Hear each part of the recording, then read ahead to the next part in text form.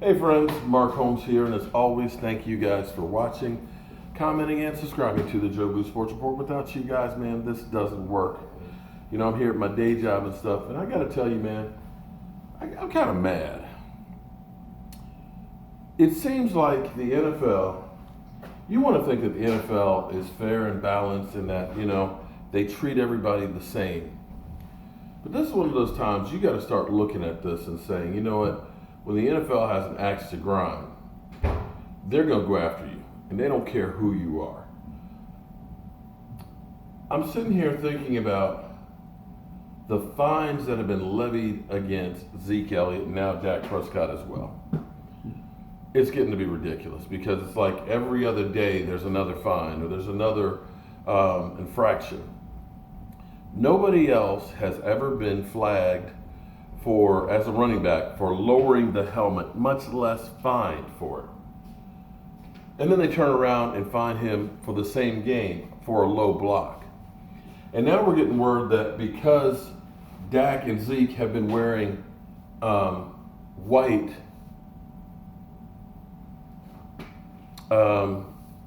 sleeves, that they're fining them now for every single game that they wore them. So they started wearing those when they got started in that 5-game win streak, and like me, they're superstitious, so they want to keep wearing it.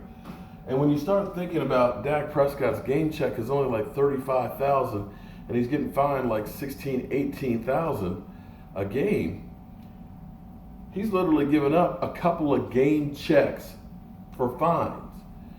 Zeke Elliott is over $136,000 in fines this year alone. And this gets to be ridiculous, but it's not just them. You know, Eric Reid, he's not a Dallas Cowboy and everything, I know that. Eric Reid was pretty much blackballed because of the anthem protest and finally got signed.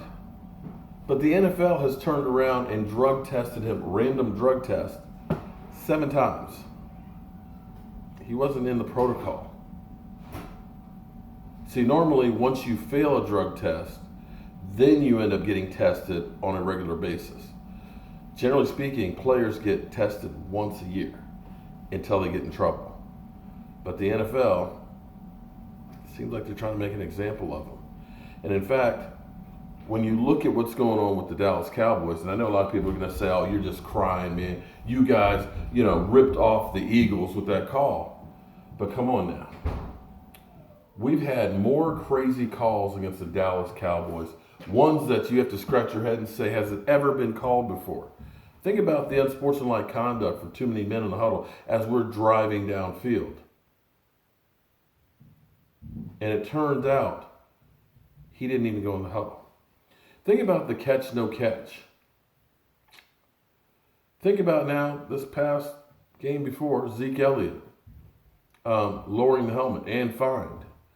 Think about LP getting fined for, getting the penalty for moving the ball. Yet I see snappers out there moving the ball way more than what he did. And in fact, teams that have played the Dallas Cowboys over the last 2 years, they are the fewest penaltied games. The Dallas Cowboys, they don't get calls. And you have to start thinking that the NFL really does have an axe to grind against the Cowboys.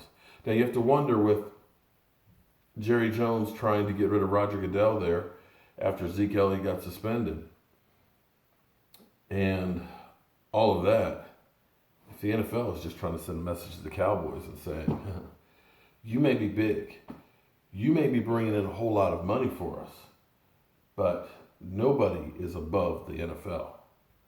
Because I got to tell you, it seems like every time we get something going, you have a penalty that just makes no sense, that comes out of nowhere.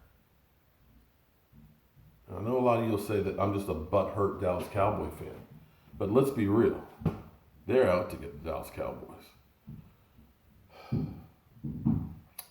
I'm Mark Holmes, and, well, I got some more work to do. I'll see you guys soon.